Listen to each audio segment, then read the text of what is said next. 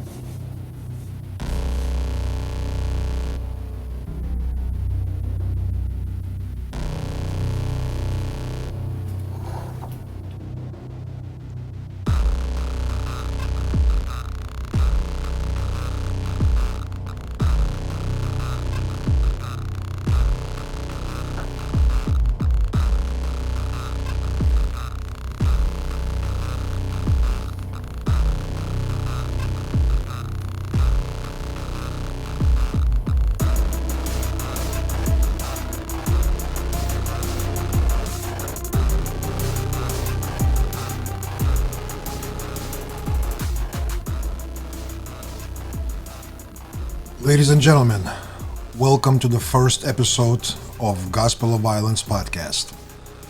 It has been a long time coming, and finally it is here. I will try not to make any technical mistakes here with all my equipment, with all of the gadgetry that we acquired over time. And I appreciate your support from the onset of this adventure.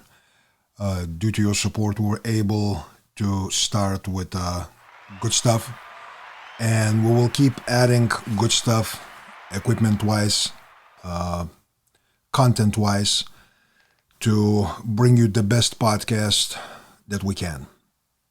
The very first episode being a welcome and musings on the state of training industry. I chose the name Gospel of Violence. It was actually my old website before sonnypuzikas.com took shape. My old website was gospelofviolence.com.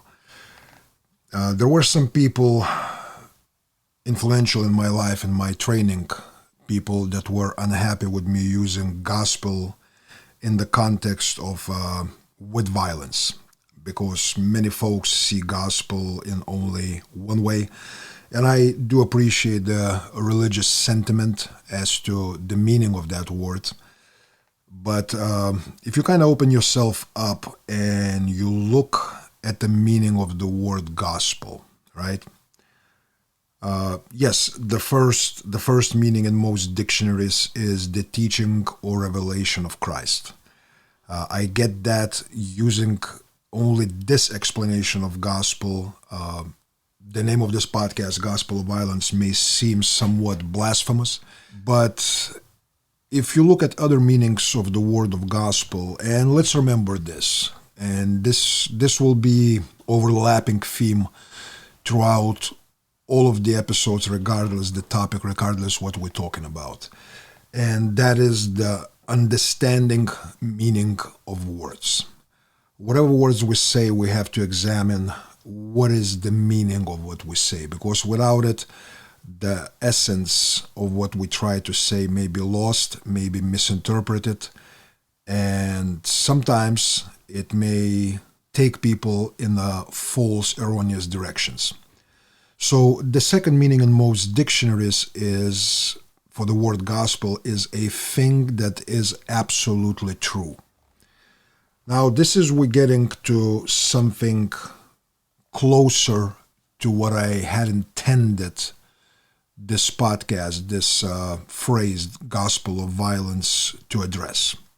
Gospel of Violence podcast being a podcast that focuses on the science, the art of violence.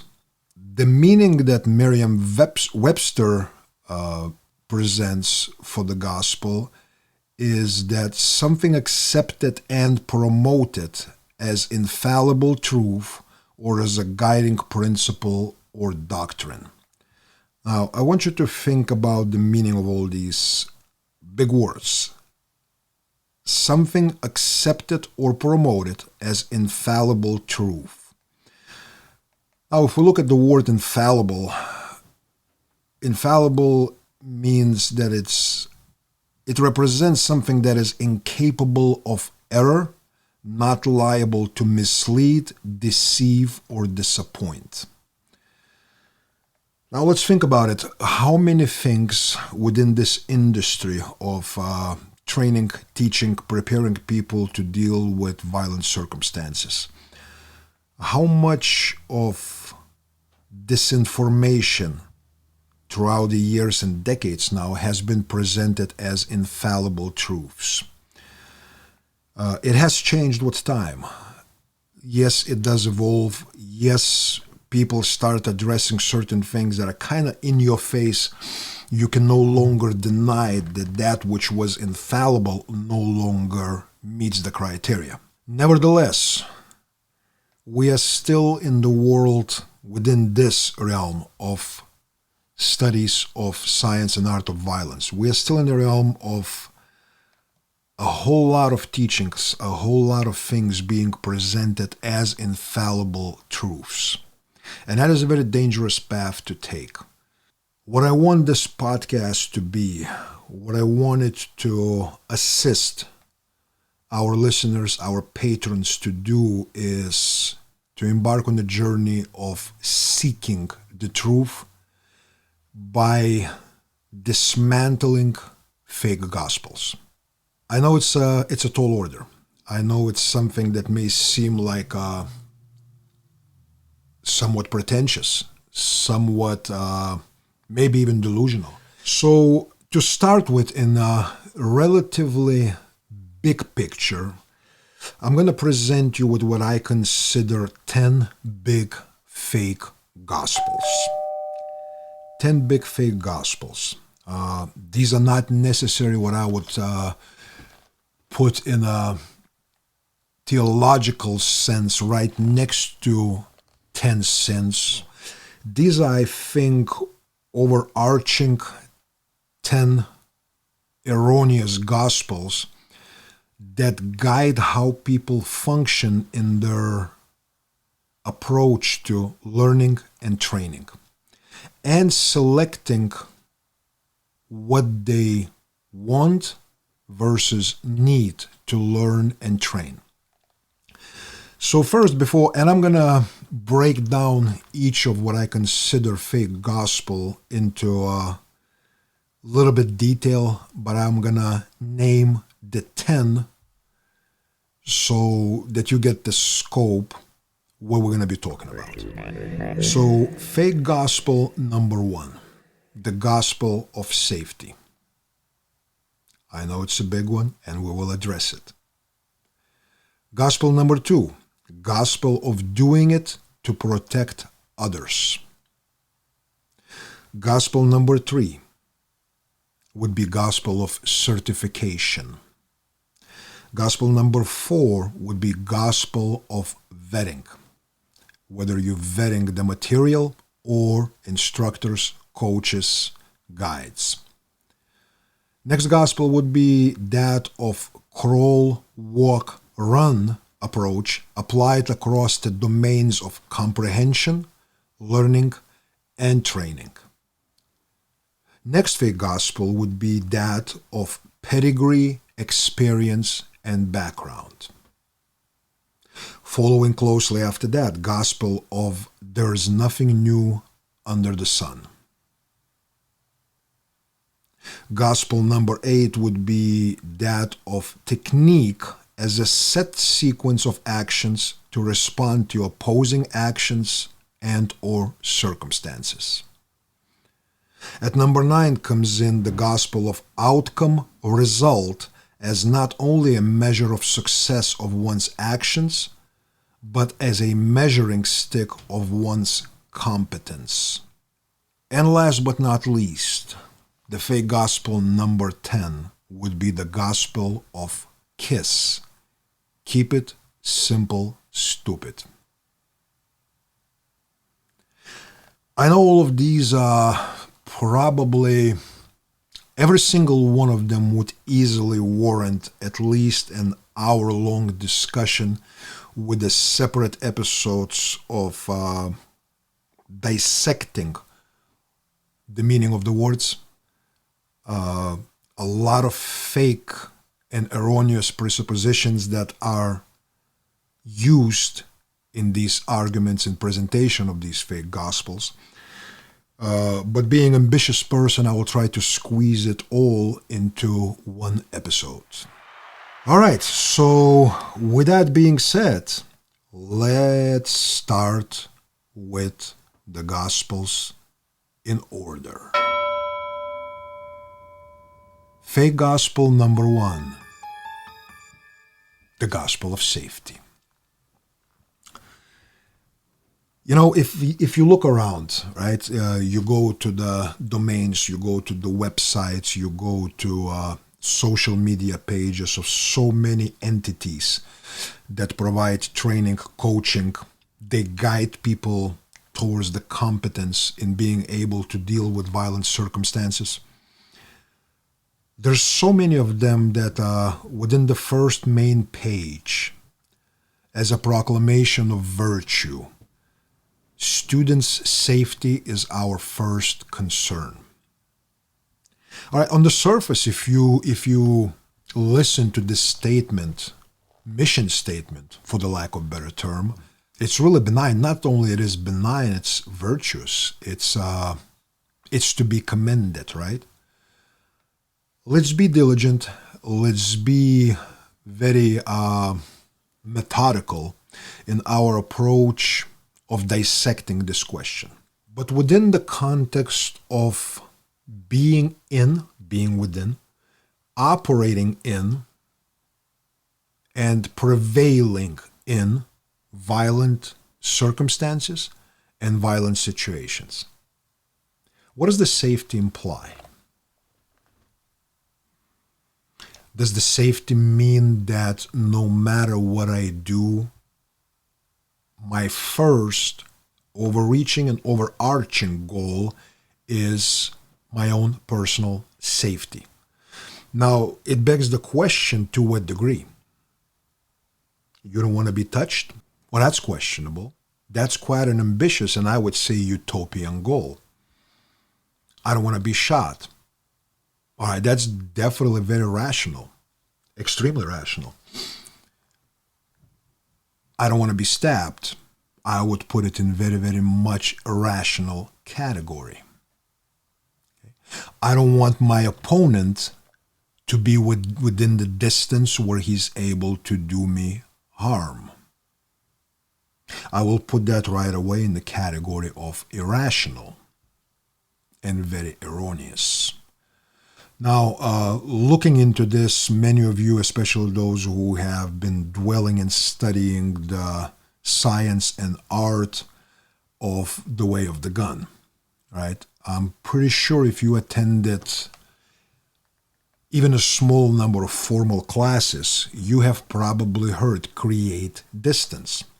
Even those folks that only dwell in the martial arts realm, which doesn't involve the use of ballistic projectiles and kinetic weapons, you have probably more than once have heard create the distance. Most often that being presented with an implication that creating distance makes one safer, which is erroneous, especially an overreaching absolutism of that statement. But I think the most controversial understanding of this first fake gospel of safety is that safety rules in learning and training environment. Now, understanding of that obviously will vary across the domains if we're talking martial arts without using ballistic projectiles, kinetic weapons. Martial arts stepping into the realm of using impact or bladed weapons. And certainly the next level where we start talking about firearms. So we can take a look more, I guess, pronounced level of safety in the firearms training. We can look at the rules of safety and read them and be 100% compliant, seeing that as, I don't know, somehow more virtuous because we are safe. The question to ask yourself, if I am unquestionably and blindly complying with the rules as written, taking them literally, does that have a possibility? Does that create even a small chance of my actual applied competence in dealing with the real world violence, no longer in training environment? Does that approach will potentially have a negative effect on my performance again in a real conflict? So examples I use in many of my classes are this. I usually take the first golden rule of safety when it comes to training with firearms. All and every weapon is loaded, and some people, and I've seen it written black on white, even if it's unloaded. Here's where my problem with that. Because a lot of our words, and words have meaning, they do come from the older cultures or older languages, be it Latin, be it Greek, right? So let's use something that Greeks refer to as logos. Yes, that's something that in English language, logic, right? What is the meaning of logic or logos? Okay. We have to be able to create an argument going both ways when we're discussing an issue, okay? And so to speak, to play devil's advocate. If you say and you make a statement, and if you claim that that statement has a absolute meaning, that is, it becomes infallible truth, otherwise known as gospel. The way to examine that is to make an opposing statement. And that way we start examining if what we bring to the table as an infallible truth, as a gospel, can stand the pressure of the test. Every gun is loaded. All right, let's use that logos because we are talking about what? We are talking about something relatively small. That would be the round. That would be the bullet.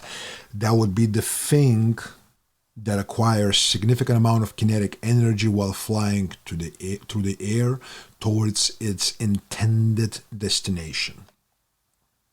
Right? Now, that thing doesn't fly by itself. It takes certain action of certain mechanical components to put it into action, to change the chemical composition within that little device to where it achieves certain critical mass, and that stored energy through the temperature expansion, pressure becomes kinetic energy that delivers a small object to its destination. We can look at something bigger. All cars are moving. If we use logos, all cars are moving.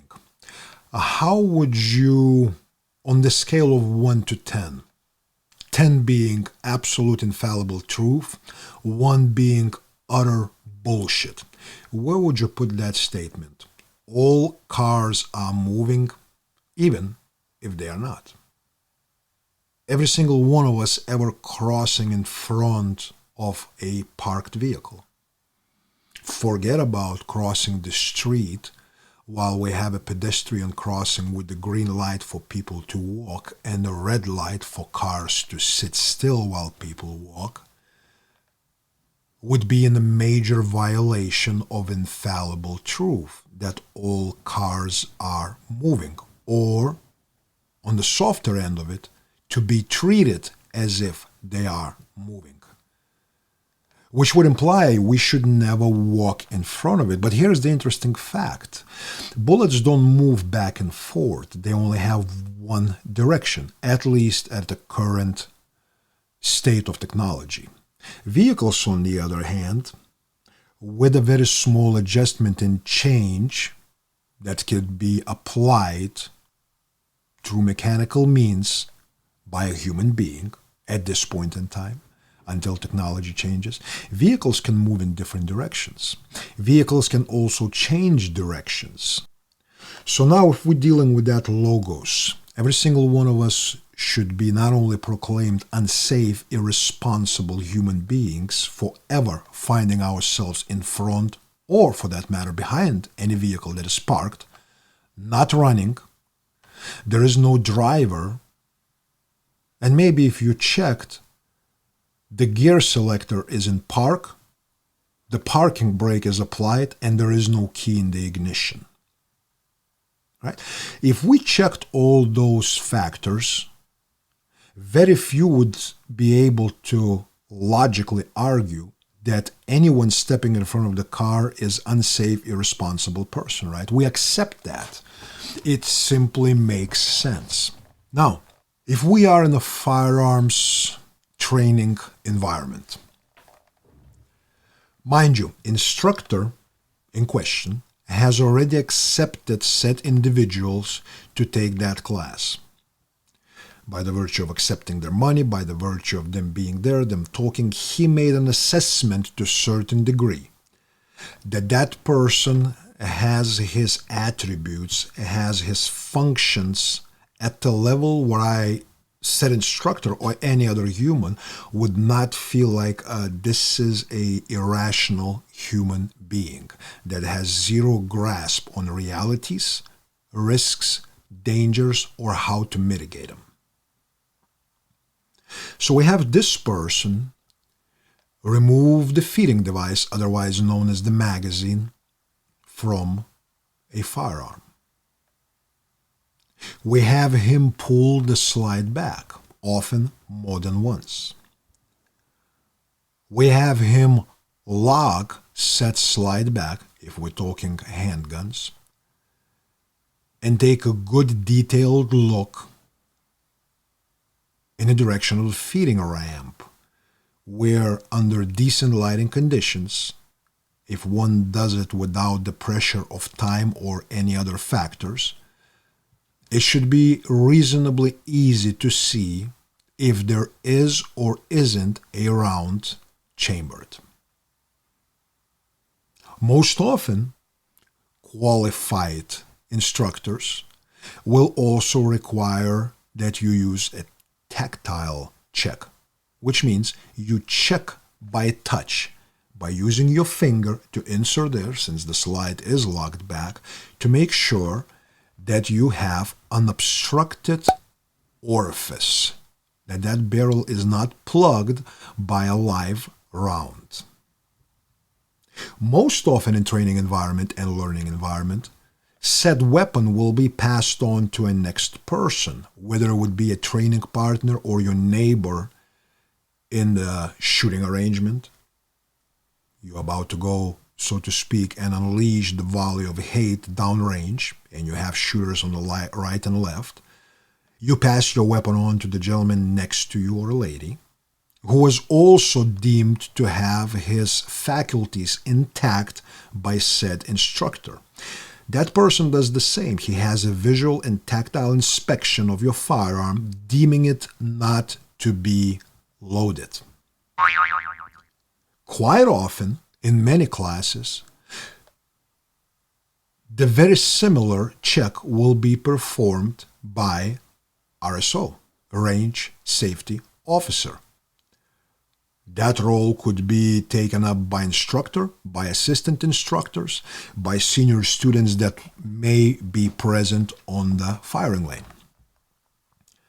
So at the very least, in most training classes and courses, you will have 2 individuals, if not 3, that are deemed to have their minds present, check that firearm visually and tactile, and proclaim that firearm unloaded.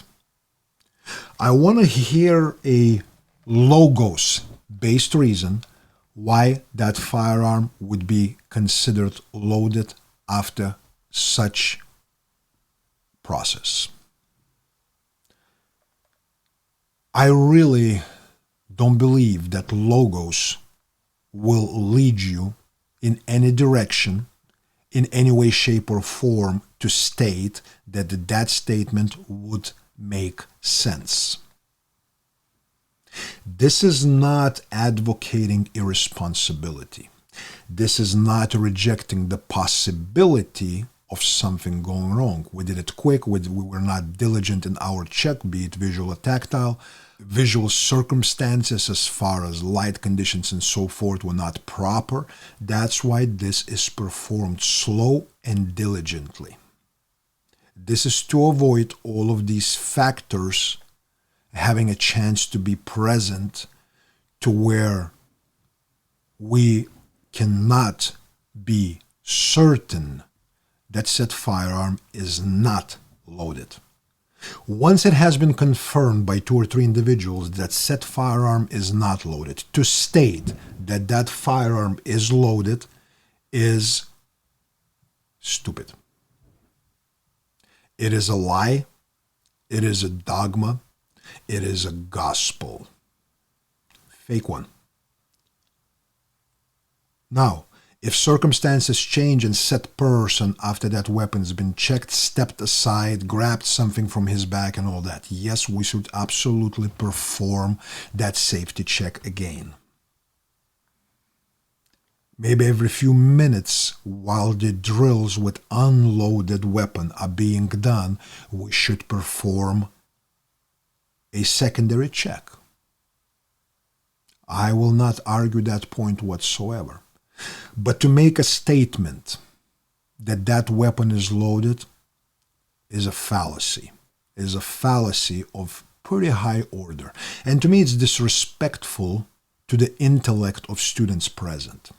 To me, it's disrespectful to the very task of us examining quite complex, complicated, and chaotic environment of violence if from the very get-go, under the pretext of safety, we accept stupidity and fallacy as a norm. If you have access to training weapons, be it blue guns, be it, non-firing weapons that still have moving slides, removable magazines, and so forth, good for you. Not everybody does. If the person doesn't have it or it cannot be provided to every single person in training environment. Some instructors will say that real steel, real firearms should never be used under no circumstances to be pointed at each other in training because, and they will quote, the rule number 1 is non-negotiable.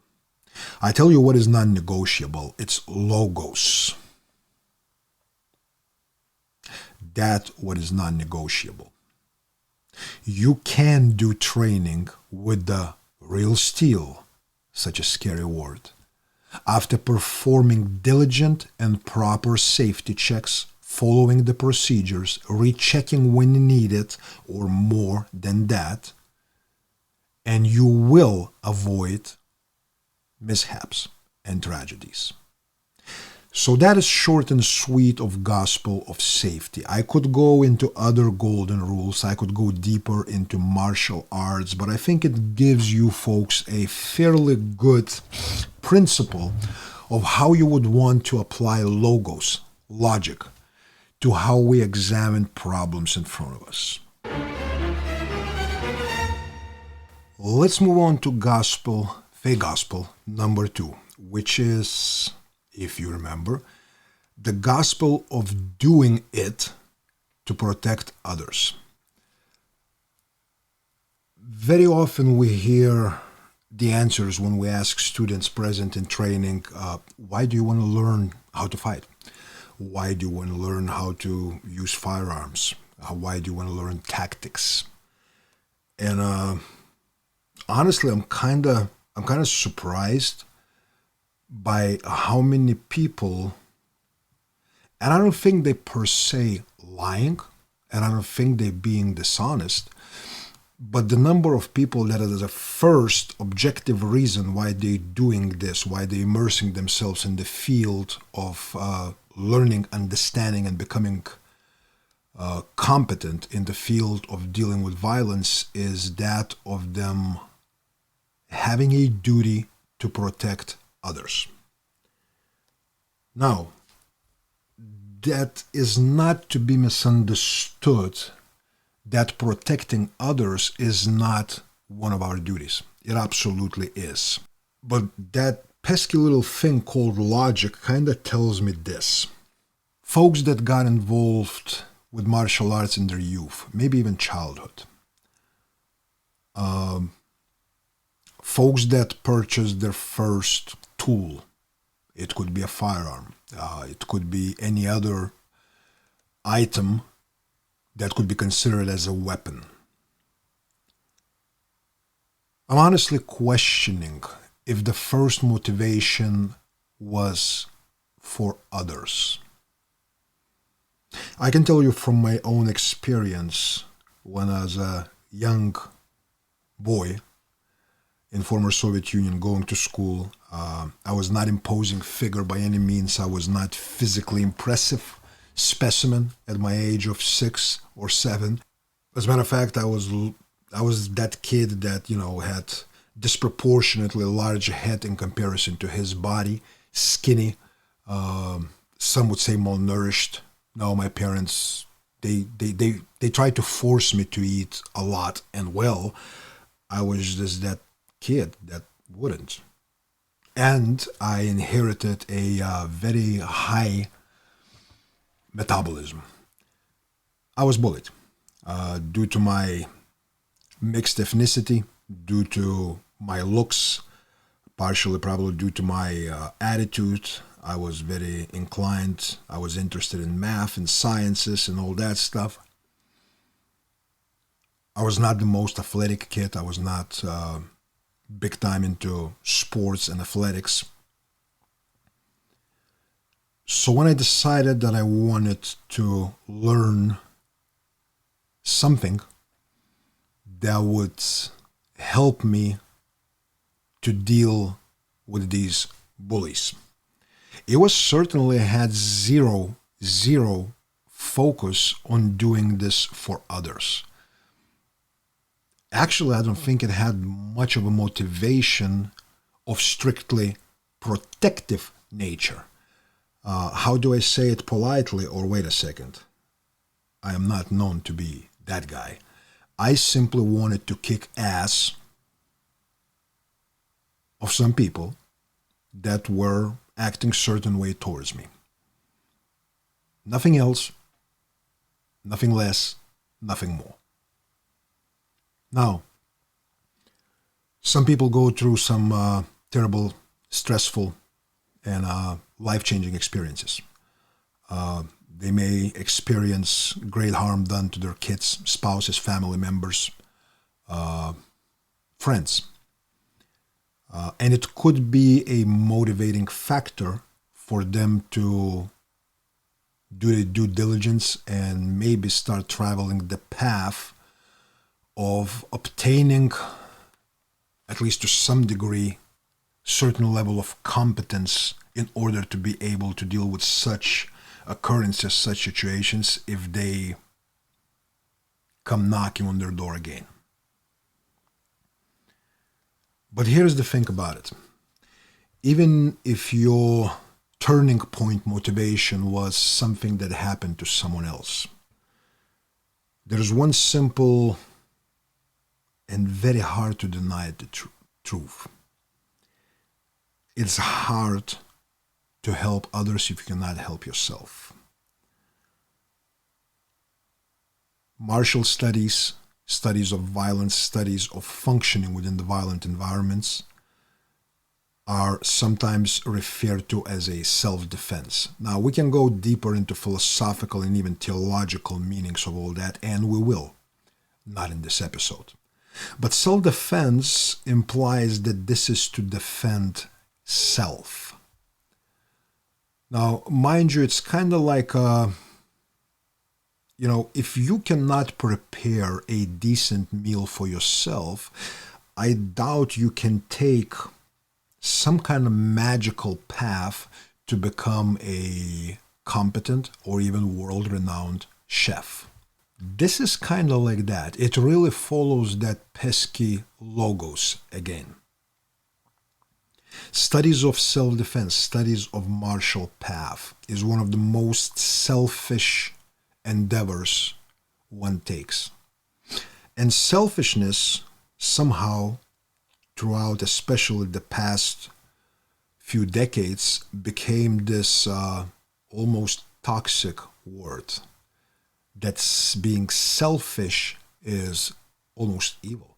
That being selfish is not virtuous. I would highly suggest, as I do for those of you who have trained with me in person, to add a book called The Virtue of Selfishness by Ayn Rand to your library.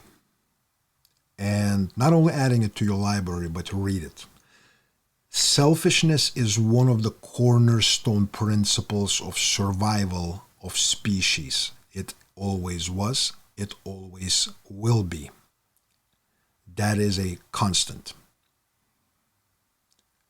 Now, in anything you do for yourself, if it's done right, if you have your moral compass, if you have empathy, if you have compassion, if you're a normal, decent human being, that will trickle down. And sometimes it's not going to be a small trickle. That trickle may be that you will save someone's life. You may prevent someone's child being kidnapped. You may prevent sexual assault happening. You may prevent many terrible things. But that is a side effect of your acquired competence. And the process of that acquisition has to be a very selfish endeavor. I am not doing this for others. I am doing this for me, exclusively for me. Now, even in the process of training itself, you have to be very selfish. That is not to say that you should not strive to be a good training partner. That is not to say that you should not try to assist other people involved in learning and training. But the goal in all of this is I came into this field, I came into this realm of becoming more competent in the field of violence, as some folks would like to say, to become harder to kill. For myself, me being able to assist and help and or save others is a side effect of the competence I'm going to be diligently working on acquiring. So from the get-go, I would say it would be a great mental switch if we got rid of some kind of a shamefulness of doing this for ourselves. There is no shame in self-protection. There is no shame in competence.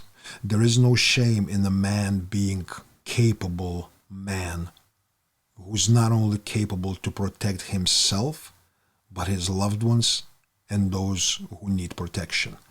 That is not a primary. That is a extra blessing that comes with the dude who gained competence being very selfish in the process of acquiring it too. Let's move right along and get to faith gospel number 3. And that would be the gospel of certification. Again, those of you who have trained with me, you are aware that I do not pass out certificates at the end of my classes, training seminars, or workshops. I do not certify people to be assistant instructors, senior instructors, or anything like that. My reason for this is that somehow the mindset of having a paper stating that you either completed something, which implies finality, or you achieved certain level in certain field, which also implies not necessarily finality, but achievement. That has a great risk of replacing hunger, of replacing drive, maybe not completely replacing, but certainly diminishing it, sometimes to very significant level. That carries within itself a risk of people becoming complacent. The more of those pieces of paper you frame and place it on the walls, and every time you walk through your hallway you look at it, the more you start believing in the deception that these represent achievement and your constant climb in the level of competence to deal with this animal we call violence. Now, the other side of certification is the instructor certified by this or that entity in this or that field? You know, I often refer to the field of education as a terminal stage 4 patient infected by common core mentality that at the very best promotes mediocrity as a gold standard. Now, mind you, a lot of instructors these days, myself included, have gone through educational process in their childhood, adolescence, maybe higher education, be it universities, trades, and so forth, that is deeply rooted in the common core mentality and approach to education. We are a byproduct of overwhelmingly common core educational environment that has ruled modern societies throughout most of the world for a very, very long time. And I'm not talking last 5, 10, 15 years. No, we are talking 100 years plus. So when you have these authorities, as in Mother Russia would say, авторитеты, issuing certifications that should be seen as a stamp of approval for that person to teach because he has reached a level of competence and professionalism as a teacher who provides good quality education. Grain of salt is not enough. You need a goddamn bucket or two. What I'm trying to suggest to you in a soft way, don't be chasing certificates and don't necessarily look at the qualifications of a person you are exploring as a possible guide, maybe for a class, maybe for more of a ongoing basis training. Presence or absence of those certificates does not, I repeat, does not mean that this is the person you should be entrusting to be your guide, coach, teacher in this very vast field. Let's move right along, and because this is nicely kind of dives in right into the gospel of vetting. How often in social media we hear someone says something about the class that it was, oh, this guy turned and his this and that was pointed this and that way, or his finger was not completely removed from the inside the trigger guard while the barrel of his rifle by about 2 inches crossed someone's toes. Oh, you should vet your instructors. You should not train with somebody that is that unprofessional, that is that incompetent, that is that irresponsible, unsafe. Use any kind of label that you want. It's kind of like a new age political climate, right? I don't like what he's doing. He must be a Nazi. When you vetting anything, be it a material, be it a substance, be it a teaching methodology, be it a technique, a principle, a guide, a teacher, an instructor. Vetting has to have a well put together process. Not the popularity context of, oh, this instructor said something that I disagree, and I disagree with it because 90% of people on this here Facebook page say that anyone that disagrees with that is a Nazi, safety violator, a FUD, a fraud, just an incompetent one. You know, there are dudes out there putting in an effort of making videos of 5 instructors to never train with. I'm actually pretty proud that one of these characters included me in his list of 5 instructors to never train with. I'm just upset that he didn't put me in the first place. I was runner-up. I took a second place. So I'm kind of disappointed. Here's the thing. What are you vetting? What is your standard? What are your guidelines and principles that drive your vetting process? If it's popularity and what percentage of the dudes on the discussion boards and social media pages agree or disagree with it, ladies and gentlemen, let me tell you something. You're looking into a pool of very, very low standard that tells you how to think, what to look for, what to avoid, who to train or not train with. You are looking at a classroom full of, and this would be a compliment, of mediocre students. And this is a high compliment to ascribe mediocre title to many of these folks. It's okay to be rejected by the crowd. It's okay to sometimes be looked at as a, whoa, why would you want to do this? This is stupid. This is dangerous. And I know in the man's world, it's sometimes like someone says, don't do it here, hold my beer. I'll go and do it. I'm not, again, promoting being reckless. Yes, you should do your homework. You should. Okay?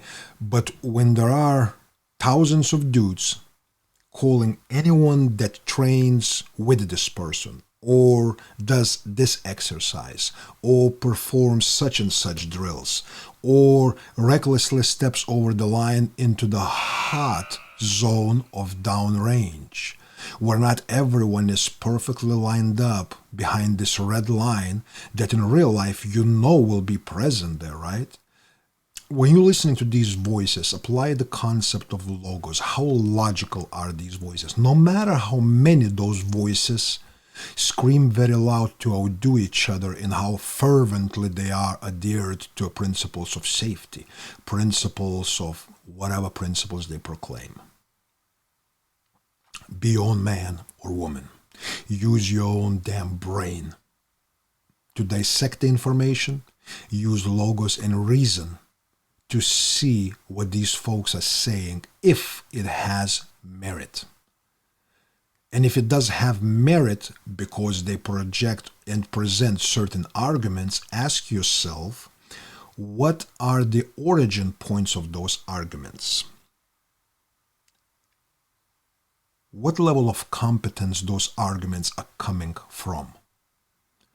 What level of competence these people are that making these arguments? These are kind of good measuring sticks to calibrate your vetting procedure. Ask yourself if that process of usage of such measuring sticks really represents what you would want, what you would need to evaluate the possibilities to train with somebody whose presentation of material, whose concepts of training, priority list may not necessarily reflect the popular opinion out there of people that are really quite often are no more than what is sometimes jokingly referred to as tactical tourists. And I don't say it to necessarily offend people that sometimes travel great distances to attend 1 or 2 classes a year, maybe 3, collect a bunch of certificates, take pictures shaking hands with the celebrity instructors. And in between those sessions, those tactical road trips, you rarely see those folks training outside of the framework that makes them feel good. That so-called training gives them a false belief that they are working on applicable competence. Very often such folks will tell you that this will not work. And really the only objective reason they say that, they make that assessment, is because they don't have ability to do so. Not only that they don't have that ability to do so, they have put minimal or sometimes no effort in trying to achieve that ability, to at least give it, so to speak, a fair shake, a fair shot, to see that skill or skill set or attribute or, again, technique that they are bad-mouthing, criticizing, discounting, if it has any validity. So to me, when your vetting process is based on such approach, it's really not vetting. It's not vetting your instructor, it's not vetting the material that you claim to be vetting. It's eliminating out of the repertoire of possibilities things that you cannot do simply because you haven't done it, you haven't tried it, you haven't given a fair effort to examine it, to dissect it, either discount it or include it, at least for the time being, into your training repertoire. Let's move on, shall we? Again, this is a mouthful. Gospel of crawl, walk, run, applied across the domains of comprehension, learning, and training. Now, crawl, walk, run seems like a good logical approach to acquiring new set of skills, working on something that you have no experience with, be it a system, a methodology, or a tool, be it a firearm, be it an edged weapon, impact weapon, whatever it could be. The problem when crawl, walk, run approach is applied across the domains is this. If we apply that crawl, walk, run mentality to comprehension, we have a problem because we are artificially simplifying the complexity of issues one may face in real-world violence. The KISS principle, the crawl, walk, run approach to dissecting often very complex issues in the situations we may face, is a great disservice that directly affects what we're going to think we need or want to learn and how we're going to train that which we will attempt to learn. Applying crawl, walk, run methodology, I think, is a great approach in both learning and training domains. It is not such a great approach in comprehension domain. Again, I'm referring to comprehension in comprehending the complexity of issues that actualize themselves in the real-world violent encounters, real-world conflict. You can break it down into psychological, physiological, emotional, many other different areas, but simplifying into crawl, walk, run approach, where crawl would be like, if we start training certain skill, right? Let's say it includes accessing the weapon from concealment while being under attack in progress. That would involve moving in a relatively confined space of, let's say, walkway or a office building with multiple doors, furniture, shoot, no-shoot targets, co-workers, other people, in limited light environment, right?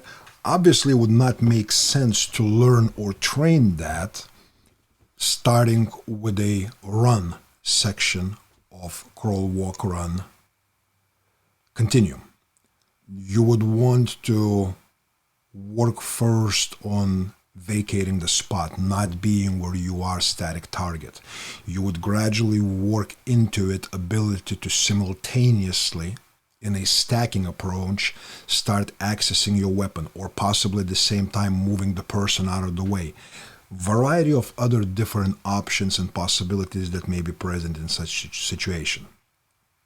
Now, if we apply this crawl, walk, run, crawl being a first step in comprehending what the situation presents, it could be a very counterproductive approach, and it could, and most likely it would, affect in a negative manner your choices and sequencing how you would approach learning and training for such eventuality. So be careful when application of crawl, walk, run is being used across the domains of comprehension, learning, and training. It is a good way for learning and training. It is not a good way for comprehension.